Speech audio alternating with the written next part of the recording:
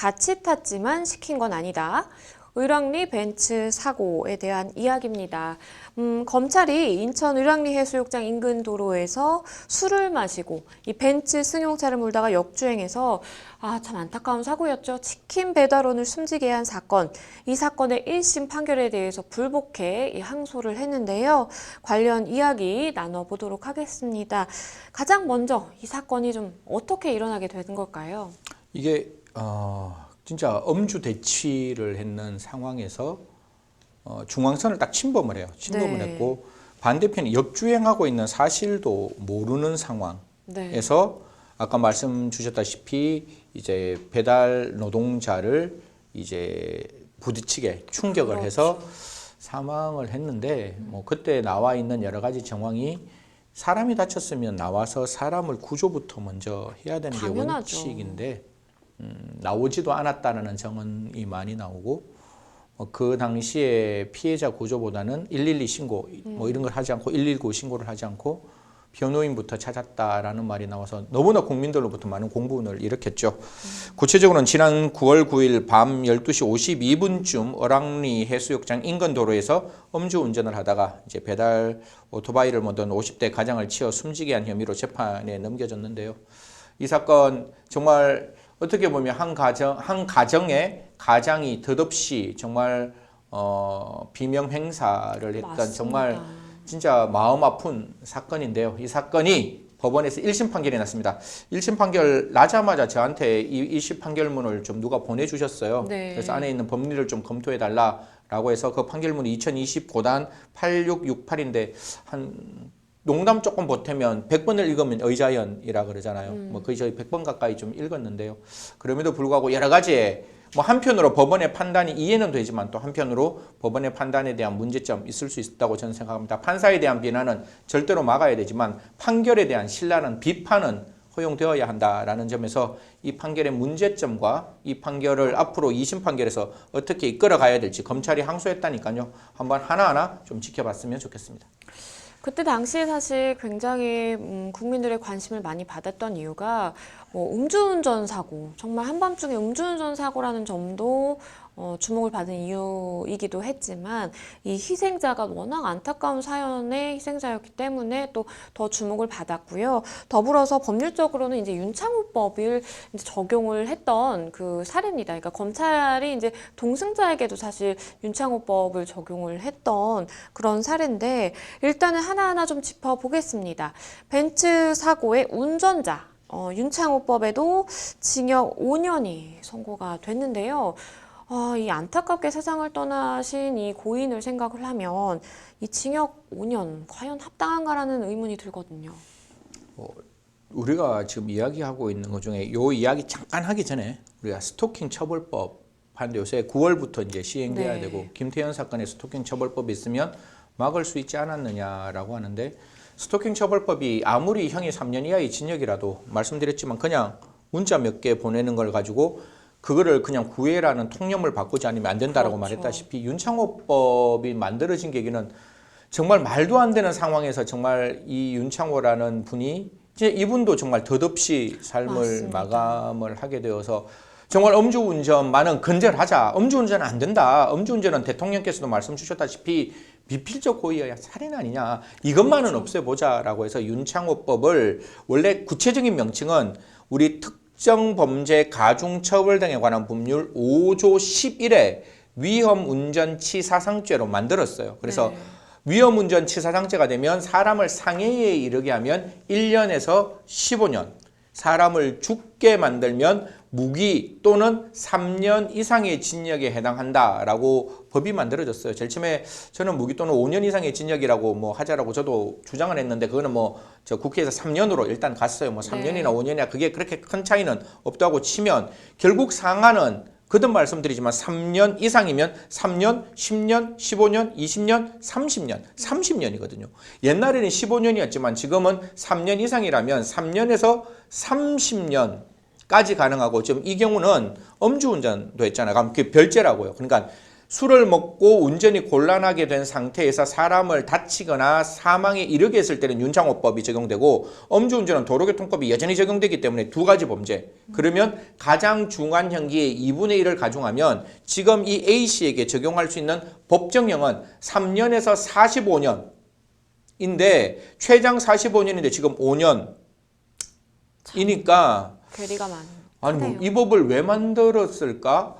국회의원의 생각이 국민의 의사를 대신해서 만든 그 제도가 대의제도고, 그럼 대의제도에 있는 대의제도 속에서 국회의원이 법정형을 만들었다면 거기에 상응한 형은 좀 나와야 되는데, 이게 법정형은 3년에서 45년이지만 양형 기준이 따로 또 만들어져 있어요. 네. 그 양형 기준에 보면 지금은 4년에서 8년밖에 안 되는 거예요.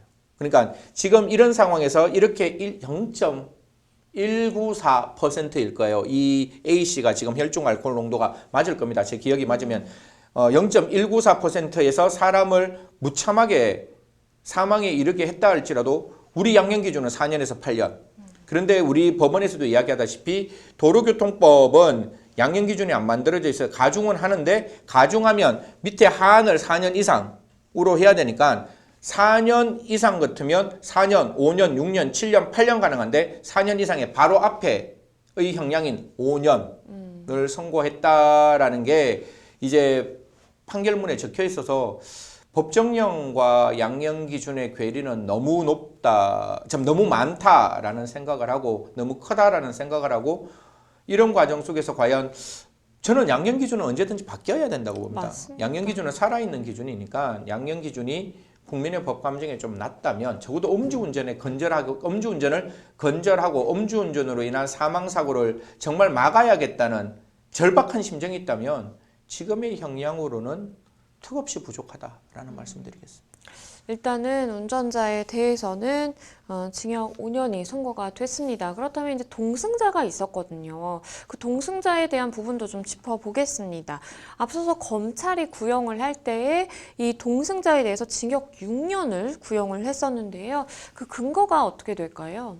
사실 우리가 제일 처음에 동승자를 더 비난을 많이 했죠. 이제 일반 국민들의 입장에서는 아니 운전을 둘 다 이렇게 술을 마셨으면 술을 마신 입장에서 A가 지금 여성이 운전을 했는데 그 여성에게 자동차 키 리모컨을 눌러주는 모습 같은 게 맞습니다. 보였기 때문에 사실 A라는 여성도 문제가 있지만 B라는 남성도 똑같이 문제 있는 거 아니냐. 그러면 적어도 음주 운전을 하는 그 상황에서 같이 자동차를 타고 가는 속에서 빵 사고가 났다면 우리가 아까 제가 말씀드렸죠. 위험 운전 치사죄의 공동정범이 될 수 있는 거 아니냐. 첫 번째 검사는 그렇게 생각해서 그렇죠. 이 운전을 해서 사망을 이르게 했는 행위에 A가 사망을 일으켰지만 옆에 동승한 B도 똑같은 음주운전 치사죄의 공동정범이다. 너는 똑같은 사람이다. 이렇게 공동정범 하나 빵 하나 기소를 하고, 두 번째는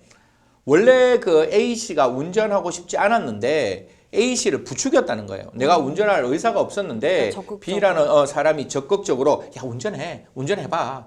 안 돼요. 운전 아예 그래도 해봐. 너 할 수 있어. 넌 반드시 잘할 거야. 라는 이야기를 하면서 원래 교사라는 게 그런 거예요.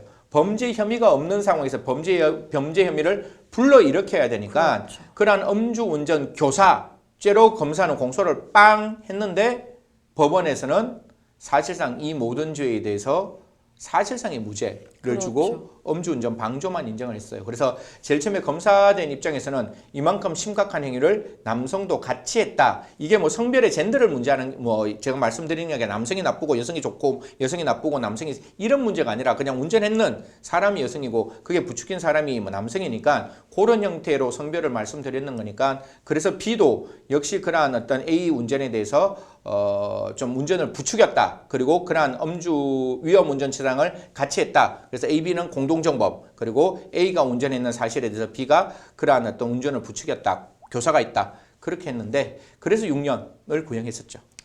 일단은 뭐 말씀드린 것처럼 검찰은 동승자에게 6년을 이제 구형을 하면서 사실 이제 음주운전을 한 행위자가 아니라 동승자에게 윤창호법을 적용한 첫 사례였기 때문에 또 더 주목을 받았던 점도 있었습니다. 하지만 말씀해 주신 것처럼 법원은 이제 판단은 조금 달랐는데요. 동승자에게 이제 음주운전을 방조한 혐의만 인정을 한 겁니다. 사실 음주운전 방조 혐의는 그 전에 이제 사건들을 보면 덜어 있던 법률적인 시각이었습니다. 그 부분만 인정을 한 것인데요. 법원이 좀 이렇게 판단을 할 수밖에 없었던 그 이유가 또 있을까요?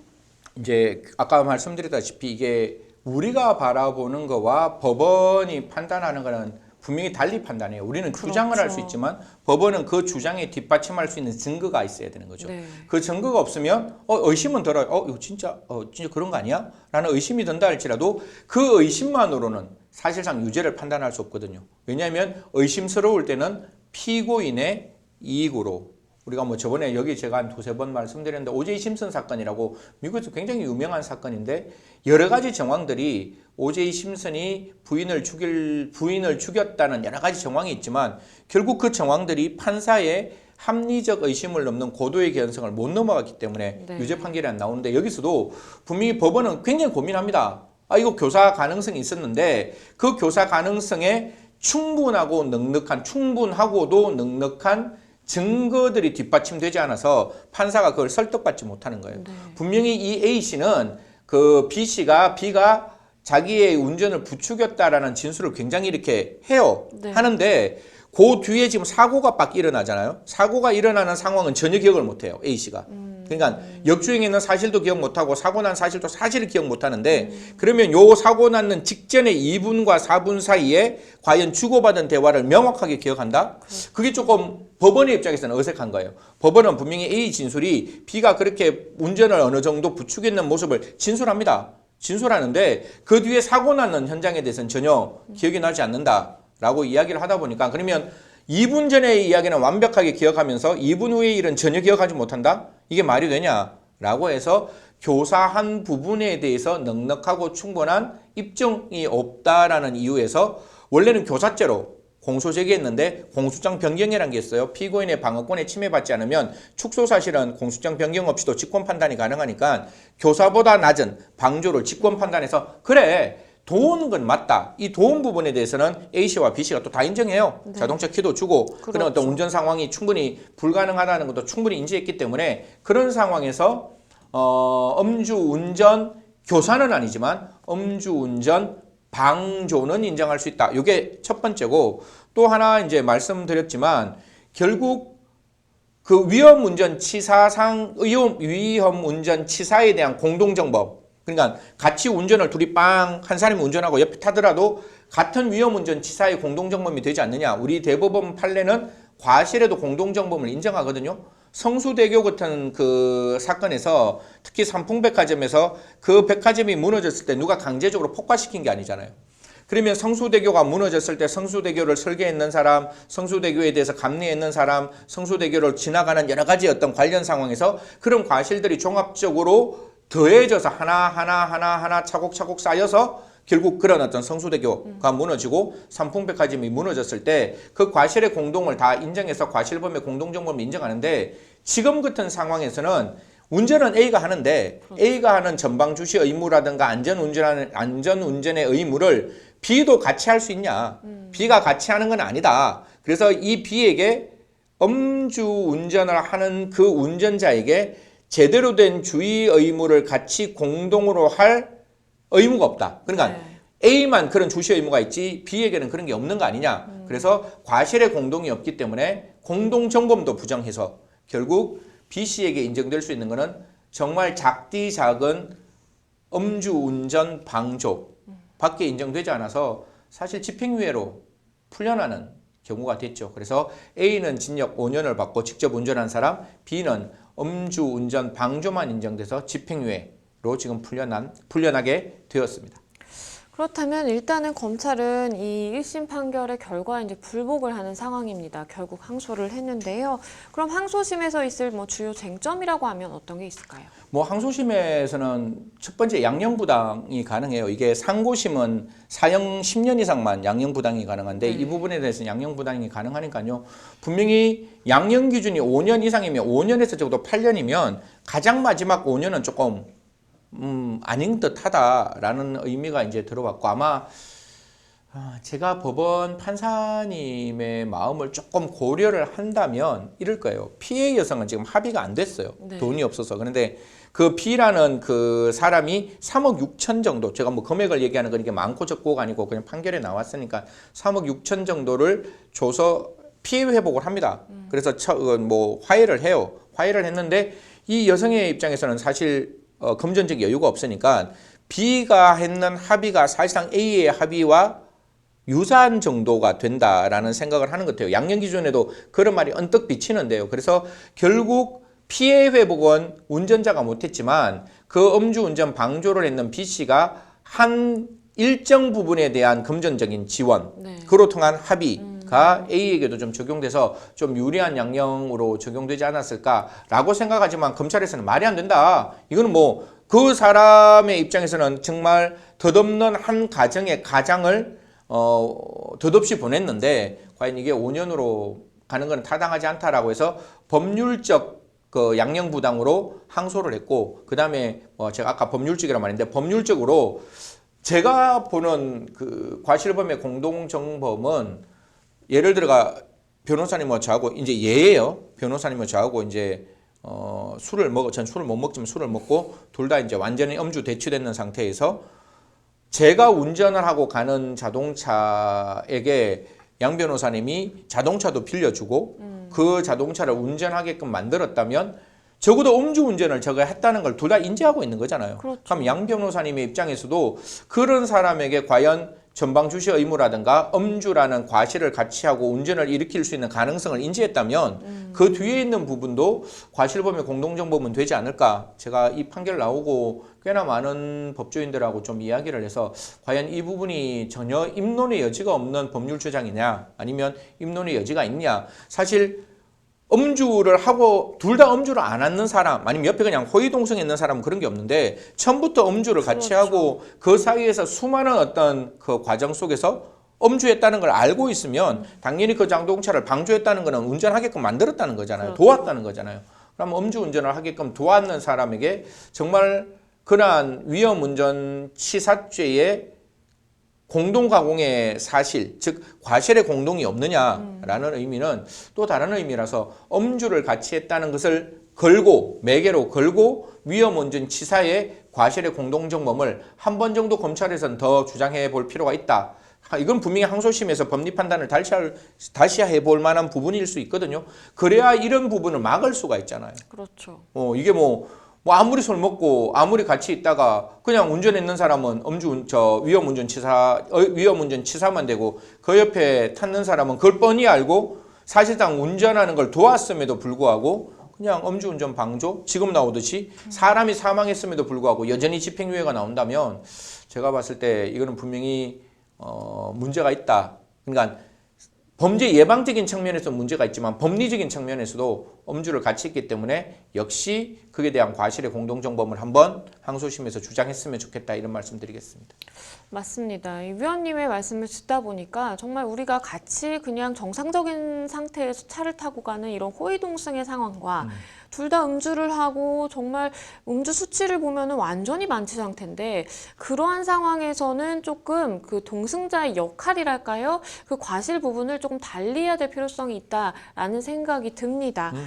그리고 저희가 앞서서도 이제 이 판결에 대해서 설명을 해드리면서 윤창호법이 적용된 뭐 이렇게 말씀을 드렸는데 윤창호법에 대해서 시청자분들이 조금 더 이해하시기 쉽게 설명을 해주신다면 어떤 게 있을까요? 윤창호는 두 가지 법이 있습니다. 윤창호 제1법, 윤창호 제2법이 있는데 윤창호 제1법이라고 얘기하는 윤창호 제1법은 아까 제가 말씀드리다시피 그냥 옛날에는 음주운전을 하고 사람을 다치게 만들더라도 가중처벌이 안 됐어요. 근데 네. 지금 같은 경우에는 음주운전을 하고 음주를 하고 그 음주가 운전이 곤란할 정도가 된 상황에서 사람에게 상해를 입히거나 사람을 사망에 이르게 하면 옛날보다는 완전히 형이 바뀌었죠.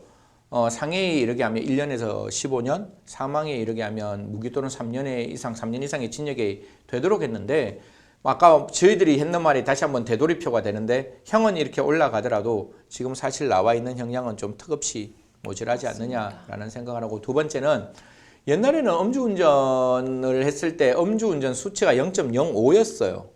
그 다음에 뭐 취소 같은 경우에는 뭐 0.1 정도가 되었는데 이 수치를 낮추었죠. 그래서 0.03만 되면 음주운전을 했는 것이고 0.03을 기준으로 면허 정지가 되고 0.08을 하면 면허 취소가 된다라고 한 3년 전부터 2년 전부터 계속 이야기했는데 이런 이야기를 이제 어디서 하면 제가 사실 대한민국에서 음주운전은 어떻게든지 근절하자. 음주운전은 절대로 존재하지 않아야 된다. 이런 생각을 가지고 계속 말을 했는데 전화가 와요. 그럼 0.03은 소주 반 잔이면 돼요? 맥주 한 병이면 돼요? 이 말이 아니라 저는 원래 저는 거듭 말씀드리면 술이 나쁘다는 게 아니라 술을 먹고 운전하는 게 나쁜 거예요. 그럼 술을 먹고 운전할 때 0.03이 아니라 저는 0.01, 0.00 술 먹고는 아예 운전하지 말자. 이거였는데 그게 취지죠. 예, 0.03은 술 먹지 말라는 뜻입니다. 이걸 얼마만큼 먹고 운전을 하면 되느냐가 아니라 이거는 아예 처음부터 끝까지 술 먹지 말라는 소리죠. 음주운전이 얼마만큼 자기 통제력이 강한 그 범죄인가 하면 제일 처음에 소주 한 2잔을 먹잖아요. 먹고 이렇게 자동차를 딱 시동을 걸고 집에 빵 가요. 붕 가서 집에 딱 도착하면 어떤 생각이 드는가 하면 나 소주 2잔은 완벽해. 나는 충분히 나는 운전할 수 있는 능력이 있어. 이게 자기 통제력이거든요. 그래서 소주 2잔 딱 먹고 그 다음에는 소주 한 4잔, 5잔 먹으면 소주 반병 정도 되냐, 한 3분의 2병 정도 되잖아요. 딱 먹고 붕 운전이 집에 딱 도착하면 나는 소주 반병 전혀 문제 없는 사람이야. 그래서 소주가 1병이 되고 소주가 2병이 되고 소주가 3병이 돼서 결국은 음주운전은 내가 다치거나 제3자에게 죽음이라는 치명적인 결과를 발생시키고야 비로소 멈출 수 있는 범죄이거든요. 그렇죠. 그래서 음주운전은 저번에 국민권익위에서도 제가 그런 이야기를 조금 했었는데 처음부터 음주운전을 하지 아니할 수 있도록 음주운전을 하면 자동차 시동이 걸리지 않도록 저는 만들어야 한다라는 생각입니다. 사실 음주를 하고 시동이 걸리니 운전을 하는 거잖아요. 그렇죠. 대한민국은 저는 모르겠습니다. 미국하고 조금 달라요. 그래서 제 개인적인 생각에는 새벽 1시가 되건 2시가 되건 어느 정도 대리운전이 가능하고 또 12시가 되더라도 대한민국 교통수단은 굉장히 잘 발달되어 맞습니다. 있습니다. 그렇기 때문에 굳이 술을 먹고 반드시 자기가 운전을 해야만 하느냐에 대해서는 저는 전혀 아니다라고 이야기를 드리고 싶어요. 정말 대한민국의 몇몇 군데의 그 굉장히 이렇게 외딴 지역 빼고는 다 가능하니까요. 절대로 음주운전은 거듭 말씀드리지만 섭벽의 문제입니다. 한번 술 먹고 딱 핸들 잡는 순간 나 이거 정말 큰일 나는 일이구나 라는 생각하시고 절대로 0.03이라는 게 소주 한 잔, 맥주 반 잔 이런 의미가 아니고 술 드시면 운전하지 마시라는 거라는 거 꼭 좀 기억했으면 좋겠습니다. 맞습니다. 이런 가운데 유족이 이 A씨의 엄벌을 요구하는 국민청원을 올리면서 이 윤창호법의 실효성에 대해서 또 의문을 제기하기도 했는데요. 일단은 아직은 항소심이 남아있는 상황입니다. 이 운전자 A씨 그리고 동승자 B씨의 처벌 결과가 어떻게 달라질지 저희도 함께 지켜보겠습니다. 저희는 데일리 탑 이슈 준비한 순서는 여기까지고요.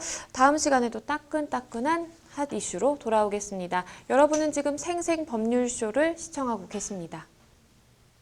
정확하고 속 시원한 시청자 무료 법률 상담에서부터 시사, 경제, 문화 등 재밌게 알아보는 시사법률 토크쇼까지 절대 놓칠 수 없는 생생한 법 이야기 생생법률쇼 지금 함께하고 계십니다.